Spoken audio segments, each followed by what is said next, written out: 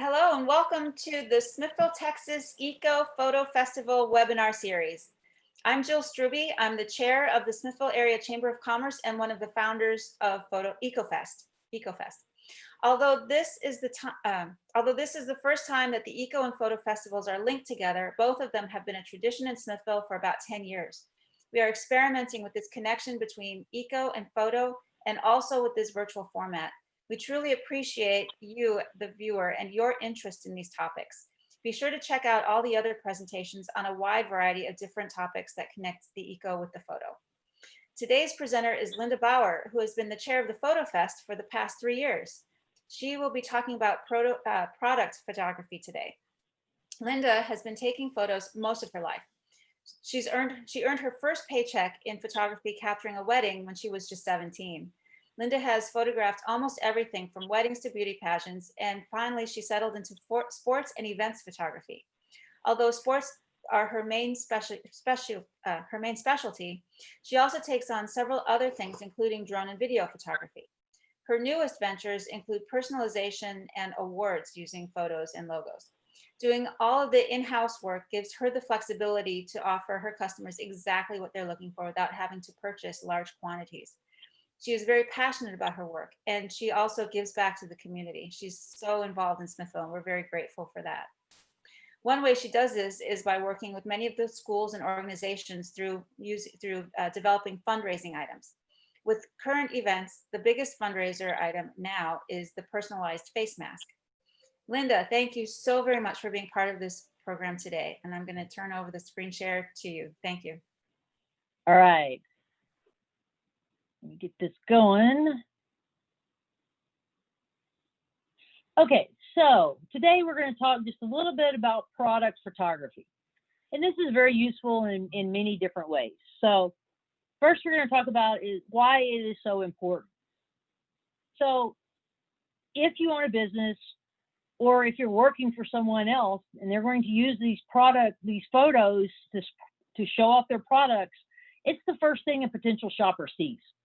Especially if you own your own shop, and there's a lot of us now who were not online that now have to be online because of the restrictions and COVID and everything else. So it is the first thing they look at. It instantly tells them what you have and what you don't have. I know me personally, if I'm searching for something and I go to a site, I will look at the pictures first and kind of buzz by some of the other stuff. We'll talk about that more in a little bit. Good photography is good for customer service. If they can see exactly what they're getting before they get it, then they're going to be pleased with the product, reduces returns, because they know what to expect. Product photos are the closest things that online shoppers have to touching your product.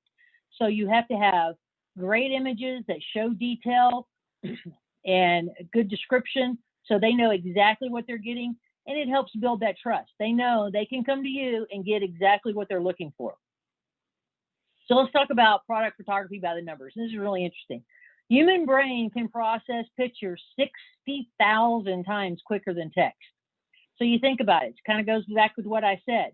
You're looking through, you're buzzing, and you see photos and stuff like that. Think about Facebook.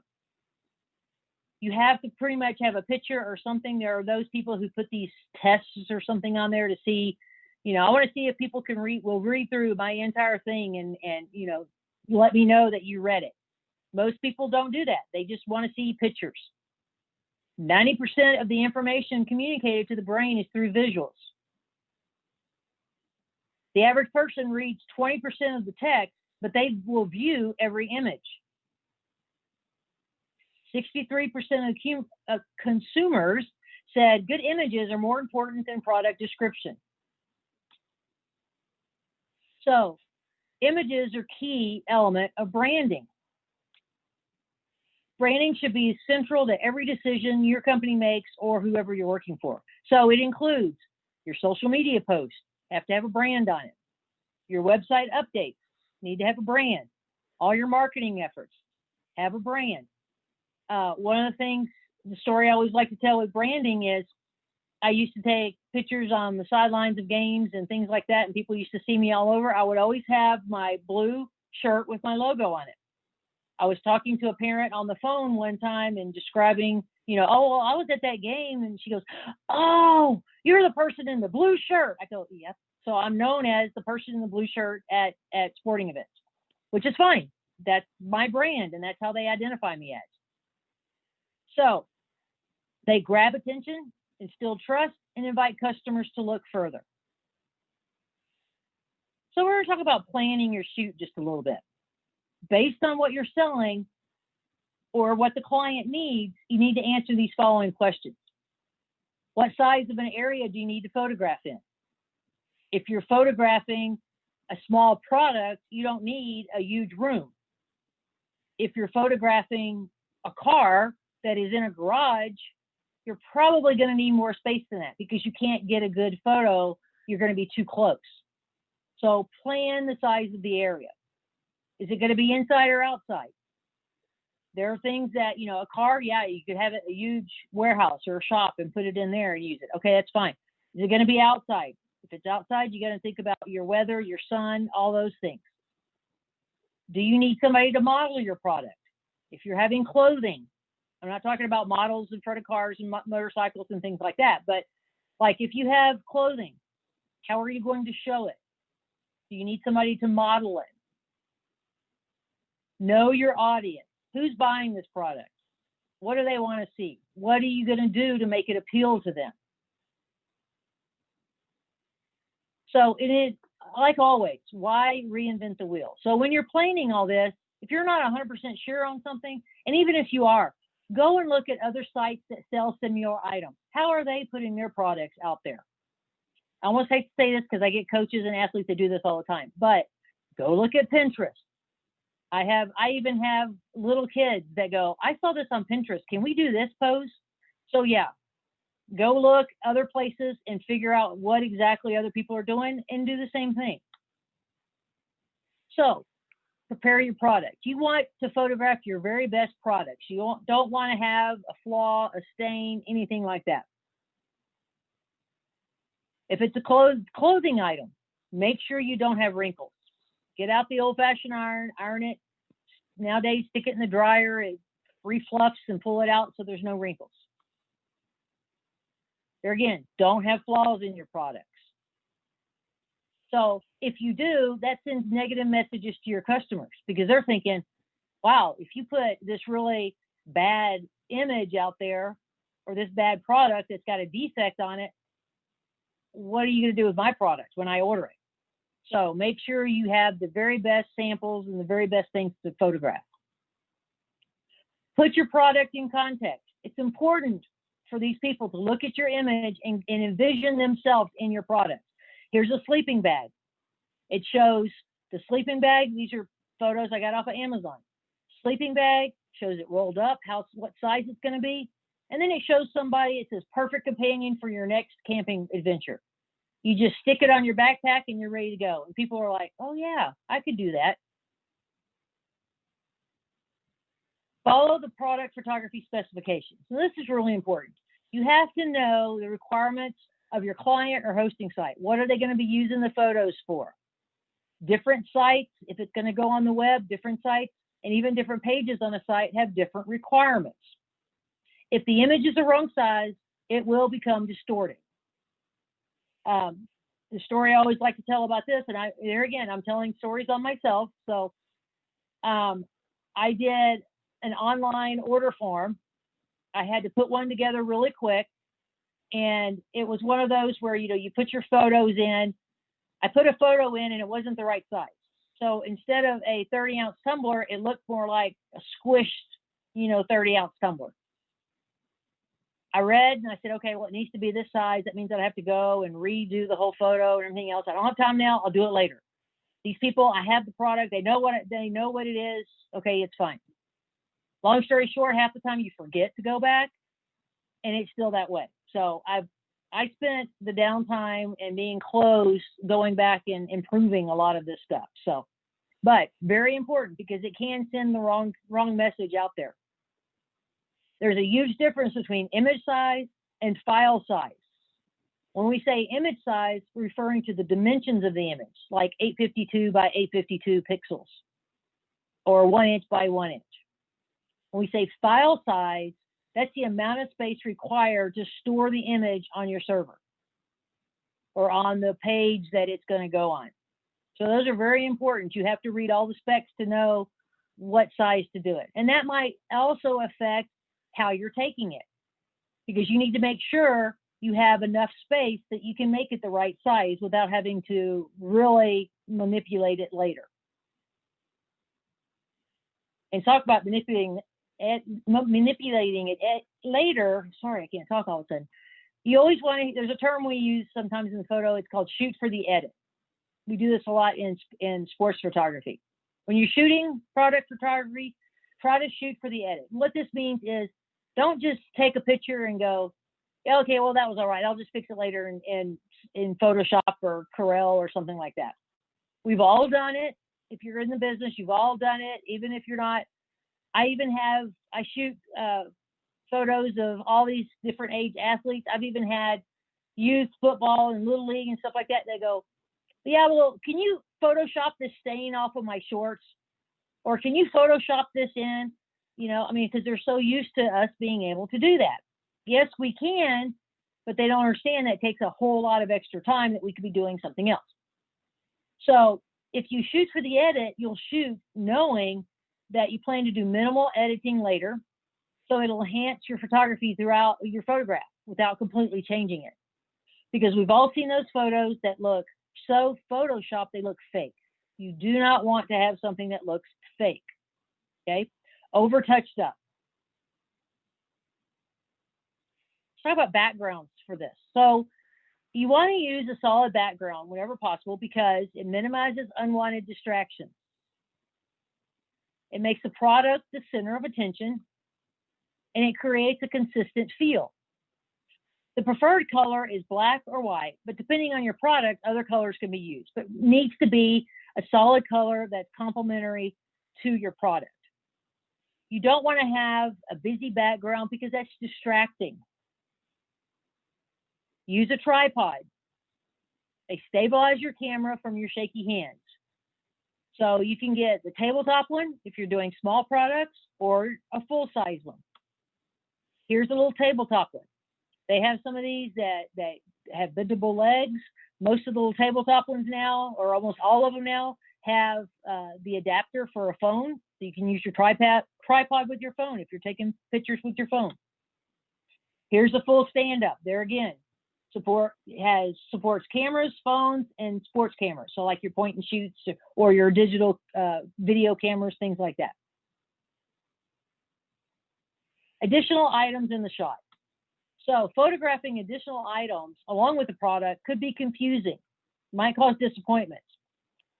So I don't know if anybody's ever been shopping and you go and you look at something and it shows like 3 of that item or this 3 different sizes or whatever, and you think you're going to get that because what do? We don't read the description. We just look at the picture. Well, it doesn't match the picture. So the fewer items and more simplistic the photo can be, the better. Be aware of your surroundings. Is there somebody in the far background that you shouldn't have in there? Is there a bug or something like that? I mean, just be aware of what's going on around.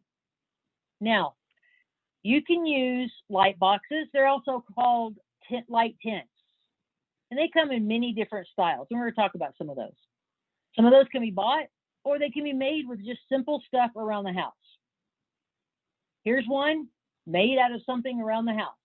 So it's a clear plastic storage container, a white sheet of paper draped in the back, and they put 2 of those clamp lamps attached to it. Here's one that I did. Clear plastic container, white paper, put my little object in the middle, and instead of the clamp lamps, what I used were flashlights. The flashlights cost me nothing because they were promo flashlights. You can get, really inexpensive flashlights. Go to Harbor Freight, go to the dollar store. They work. You want to just make sure you get the lighting that you prefer. And here's my finished image over here on the other side. Okay, another homemade one, cardboard box. Get a cardboard box, cut out the sides, put, your white thin paper in there, drape the white paper in the background, and they just use desk lamps to light it up. Very simple way of doing it. Now, you can buy some light boxes online. And here's a few that the Amazon had in different varieties. You can start out with, $10, $11. There again, you look at it and you go, oh yeah, that's really cool. You have to make sure you look at the size. This says 9.45 inches. It has one LED bar light, and it does not have a top opening. A lot of these have a top opening, and what's kind of nice about the top opening is if you're photographing something that lays flat, you can lay it flat and open the top and take the picture from the top down. It works perfect. The one in the middle, a little more expensive, $45, but it's a little bigger. It's 15.75 inches. 2 external lights come with it, and a little tripod. There again, there's no top opening. And then we go to the bigger one, which is 24 inches squared, has a square LED lights at the top and around the opening. It's almost $100. So you can see, you can go spend nothing by pulling stuff you have at home all the way to very expensive. And there are some more expensive than $99. Okay, so here's an example, and I actually own this box. So this one has a compartment on the top. It has 2 different types of compartments in front. You can open the whole circle or oval area in the front, or you can open just a very small part of it. Depends on how much light you want. The nicest thing I like about this one is it has 2 LED light bars that are removable. And it actually folds very small. It's like one of those car shield things that fold really flat. And the picture on the other side, here's just an example that I took just right out of the box as soon as I got it. So now we're going to talk about natural lighting. When you're taking something with natural light, you want to put your table at 90 degrees from the window. And if needed, use a piece of foam board or a white paper as a reflector to bounce your light back onto the product.